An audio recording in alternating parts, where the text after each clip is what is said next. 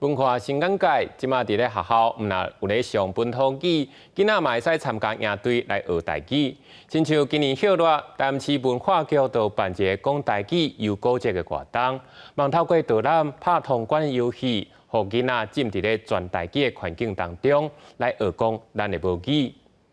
好，来。我林头家孙的出头望林为这个大家排队过关，要挑战老台语讲俗间的关卡，无论大人囡仔，拢真拼势，将因今仔日所学的全部展现出来。休热期间有10个家庭来参加讲台语又古节的营队活动，透过导览过关甲探索游戏，主办单位打造全台语的学习环境，互亲子哪算哪学习。祝贺生祝出笔，我喜欢生，我们要踢熊，还有找那些东西。连自己家长自己都其实都会稍微台语都变得很弱，觉得这种台语的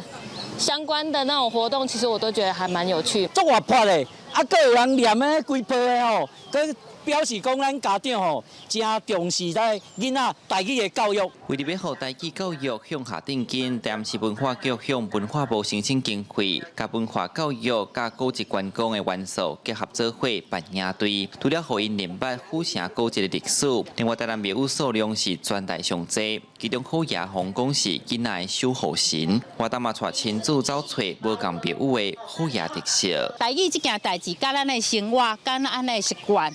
包括甲咱的宗教拢总结合做伙，制作足侪机会，互囡仔有时间，嘛甲大人有机会，拢会互相去讲台语。文化局指出，休热期间，真侪公私立单位拢会办各种营队，不过较少推广全台语的营队，只届办5梯次，大家反应拢真好，因打算未来会继续规划相关活动。记者李新武台南采访报道。